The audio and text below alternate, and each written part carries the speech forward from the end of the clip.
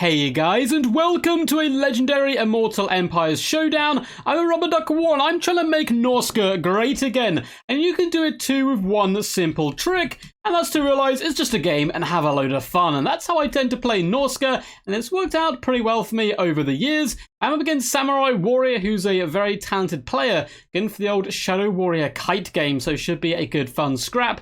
So let's delve into this. My main battle line is going to be just a bucket ton of cheap and cheerful marauders, just vibing. They're happy to be let out to the the frozen wastelands, here to raid Ulthuan in its full glory here outside the Tower of Hoeth. With Icehorn marauders as well, adding a bit more spice to the build. Down on the low ground, we do have 2 units of the Ice Wolf chariots, mainly looking to harass the enemy backline where physically possible. A Shaman Sorcerer of Metal, coming in with the Golden Hounds, Searing Doom, and Plague of Rust, with a Skin Wolf Were-King, and Frog the Troll King, king of all monsters, at least in his own mind. Got regeneration, should be able to stick out with the best of them now. Of course, there's a load of fire damage potential from the High Elves, so it's a little bit risky bringing a Skin Wolf Were-King and Frog, but hey, you gotta do what you gotta do. Up in the skies, we've gone for the double Frostworm Gambit. Of course, they're kind of wannabe dragons. They do have some nice slows though, and should be able to do some decent damage to the High Elves in general. Looks like lurking in the trees, padding their way through. We do have some Norscan Warhounds. I believe there's another unit right there in the distance, tucked away in the corner of the map. For my opponent, he has 4 Shadow Warriors, make up a Vanguard position alongside a Princess who's such good value for her cost. Been able to snipe enemy generals relatively comfortably. Very powerful up against Norsca, who really suck at taking down air units, though Double Frostworm may cause her some problems. With a load of Silver and Guard make up the main battle line, so going relatively elite here actually, kind of like mid-tier and up infantry, Spearmen on the low ground, as well as a couple of units of Illyrian Reavers, Silver Helms and Reavers I should say, and with a Mage of Metal coming with Searing Doom and Plague of Rust. Without further ado, let's get this showdown underway. Looks like there's some more Silver Helms lurking over on this flank, so I'm excited to see how they perform. The Ice Wolf chariots are just going straight Leroy Jenkins style into the Shadow Warriors. We are going to be frostbiting them, lowering their speed by 30%, hopefully allowing some of my infantry to catch up a little bit. Although it looks like this unit hasn't taken any damage for some reason, and Silver Helms then come clattering into the Marauders. It's a rather spicy affair so far. We do have the Frostworms up in the skies though, who can do some nice work, and we are dragging back the Silver Helms into the Marauders, as well as Frog and the Skin Wolf Were-King. Should be a relatively okay trade for us. Now, the Frostworm is lining up a shot going down the line here on the Silver and Guard, and that's going to be some pretty damn juicy value. Look at that, about half HP dead with the 1 breath attack, up to 58 kills. Really impressive work. Now, the Silver Helms are being forced away. The Frostworm's getting down and dirty with them. The other Frostworm is actually going to tempted to dive in onto the Shadow Warriors, but is regretting that life choice and kind of flown up and down. He's just boogieing at the moment. We have more chariots pushing back the enemy, and the Marauders are just beating their axes against their shields before throwing themselves into the spear wall of the Silver and Guard, who are nice and shiny here today on the sunlight. They look pretty badass, I must admit, Silver and Guard. They look pretty cool. And in the distance, some knights are attempting their best at Jaime Lannister impression and going after the Frostworm here. Frostworm is doing absolutely fine, though. And it looks like Marauders are doing a fantastic job just holding down the Silver and Guard, not expecting to beat them necessarily in one-to-one combat, but if we can pin them in place, our other elements of our build might be able to come to the forefront, much like this Searing Doom, which is going to catch Spearmen and Silver Helms alike in a horrendous barrage of just molten metal. In the back lines, the Shadow Warriors are just about rescuing themselves. Looks like the Warhounds have indeed been forced off, and the chariots are getting picked apart. Lovely interception play with the Princess just to pin these units in place and keep them away. Frostworm's doing good, as is Frog, just getting down and dirty now with a load of the enemy cavalry, as the chariots do start to peel back. Now, there's still Spearmen in the back, but luckily no Silver and Guard have yet to come over and engage with me. Frostworms definitely want to be doing some breath attacks down on the Silver and Guard. They're nice and bunched up. Perfect for a couple of cheeky breath attacks down the line, and we're just about going to do that as well. Silver and Guard, eat your heart out if you could. Their lips are probably frozen shut right now. Big damage to them, and then a rear attack comes in as the majestic beast floats down, the sun on his back and blood on his mind. Silver and Guard will simply not be able to stand there. Looks like we're about to get another Searing Doom come down. Real risky stuff. The Frostworm, not a big fan of that cast. But hey, if it gets rid of the Silver and Guard, I'm a happy ducky indeed. And Frog does fall back to try to beat them back. Our early pushes have overextended a little bit, but it has been a decent tool. It's forced away the Shadow Warriors. They've not had any significant, like, good targets to shoot at so far. They've been forced back a significant amount, and it's allowed me to clear up a lot of the remainder of the army. Looks like this unit of spearmen is also going to receive a breath attack, less impactful as the other ones we've previously seen, but still pretty damn good in the end. And it looks like the princess is now starting to get a cheeky bit jumped. If she gets frostbitten, she could well and truly get stuck here. Double frostworm going after her. There's a load of shots coming in by the Shadow Warriors. I'm going to attempt to shut them down with the Ice Wolf chariots, knowing that I'll lose them. But if I can stop these guys shooting, maybe we can assassinate the princess. But that is a lot of arrows coming in, and the frostworms are not big fans of that. I think the princess is most likely going to escape.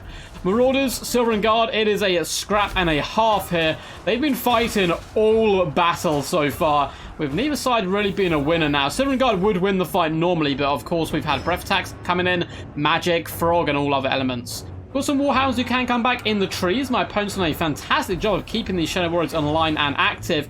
And the Frostworm is most likely going to be going down. This is the one which took all those nasty volleys early on. Trying his best just to have a little nibble out of the princess. But she's not really about that life. Skull of Shodan goes down as well, trying to keep him alive and active. His Frostworm bro is popping in to try and save him. Likewise, we have a Skinwolf Werkin pushing it into the deep. But alas, the Frostworm, despite the Skull of Shodan, is still going to get shut down. And at this point, I'm like, cool, I should probably just get the hell out of here. We do miss a Searing Doom, which is a bad bit on my behalf. But hey, you can't hit them all. And the Frostworm is, taking significant work right now. He does get a Plague of Rust on him, but we're going to be falling back, trying to deal with the enemy infantry, because maybe we got a bit too stretched there, but it has forced back all our opponents, like leadership, generals, the range forces. Now I can just simply use my mobility, fly over here, and start picking apart these kind of isolated units of high elf resistance. You can see how ineffective Marauders are against Silver and Guard, though, down here. Like, this is like one of the fights which hasn't been interrupted. The Silver and Guard are slaughtering them. Shaman Sorcerer is just hanging out with Frog, trying to keep him out of too much trouble. Big shots do come in, though. Lovely, a little kind of volley from the princess. Hopefully we're able to survive, though, because magic could be quite crucial in the late game. We are going to come in with a Searing Doom onto the Silver and Guard. Looks like it's perfectly set up for a breath attack. In fact, it looks like a breath attack may have actually come down just beforehand. And the Silver and Guard takes significant damage there. My opponent thinks he's being nice and smart by hiding this mage in the woods, so that as he know the Skinwolf Werkin can smell the cowardice on such a character and is going to charge after him, bomb rushing in. Look at him going all fours. I love Skinwolf Werkins. They're such a fun unit. Jumping in and rendering the mage's horse bloody with some big strikes. So the mage is not going to go down without a bit of a fight there. So there's still this amount of silver helms around the battlefield. Frostworm knows he can't escape the princess, just simply shoot him down, so goes in just to try and get one or two licks in and hopefully drag down some of the HP on the princess. So it looks like she was able to endure large amounts of the damage. Balance power is massively in my favor, though, because Frog is just so healthy still.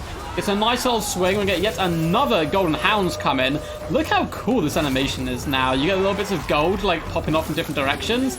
And yeah, the Silver and Guard not enjoying that one whatsoever. Down to 1,400 HP, 43 models. They do finally decide that they are indeed going to break. Warhounds are going on top of the Shadow Warriors. They're not realistically going to be able to beat them, but if we can waste ammo, kill a couple of models, maybe it will be worth it. And it's a rather spread out fight now. So it looks like the Illyrian Reavers came over to throw their lives away, but it was in order to save the Mage of Metal, which I think is probably the right play here. I'm going to fast forward because there's just a lot of chasing units around right now. The princess wants to use up all her ammunition where possible, and she is focusing down at these shaman, which is what you'd expect. Frog would simply regenerate. My opponent really wants to get rid of the ammunition for me.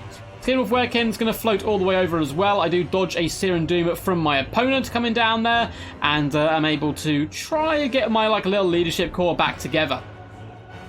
We have a few Silver Helms. We have the Mage. The Warrior Fin is all these Shadow Warriors who are actually okay in combat. Another big shot does come in after the Shaman, doing some pretty decent value. We're getting near the final confrontation. Last couple of volleys do go off into Frog. You can see a Golden Hounds goes down in the back. Lovely effect there. That's kind of stalking and following them. Shadow Warriors are not going to be too happy there. Plus, we're going to come in with a Searing Doom. It may look like we're going to do damage to our own lords and heroes, but it is worth it to clear out the infantry. And the Silver Guard do start to flee. We are able to pop the unbreakable Wintertooth Crown. Alas, about a half second too slow for the Shaman Sorcerer who's decided to flee. Oh no, he had it, but you can be terror routed even when you're unbreakable? What? What is this? That was so bizarre. I didn't know that could happen. Okay, well, the mage is kind of smited by the better mage of the High Elves, which isn't really debatable. Like, I would argue Norsca magic is kind of like a more corrupt version of the more elegant and correct magic of the High Elves. That's how they would put it. Norskans would just say, you know, get off your high horse and get down here. And that's just what the princess does. She gets off her high horse and then gets her skull caved asunder by Frog as well as the skin wolf Werekin. Now, we may be surrounded, we may be outnumbered, but we're not out-kinged. The true king Frog of the universe looks over upon the field of dead Norskans and elves, and he simply laughs. Blood for the blood troll. And he kicks a couple of units there just to show his frustration. Looks like the mage is trying her hardest to kind of rally the troops and get, you know, back in the game, get snappy, but she breaks as well, and I think that is certainly going to be GG's and game over. Norsca, the greatest faction that ever was, coming in with a cheeky little Pyrrhic victory. Well played to Samurai though, really awesome dude. And I love the Shadow Warrior play. He was able to keep him alive for a very long time in the battle. 1,000 value, 1,100, 1,200 isn't too shabby though. One unit got jumped and shut down very, very early on. Silver Helm was a big pain in my butt, as was this Princess. 2,500 value on her. Silver and Guard just don't die. They just like hold for 50,000 years. Which is expected though, right? Like that's kind of their main job. Likewise, they don't do much damage back. Frog the Troll King, only 965 value on him, 100 kills, was very healthy in the latter stages of the battle still. 1.2 on the Skin Wolf Werekin, 1.6k and 800 on the Frostworms there. Isn't too crazy. Then we just slowly ground down the enemy. It was really hunting down like key targets and absorbing the ammunition. Once that was done, we were able to break the back of the High Elf force.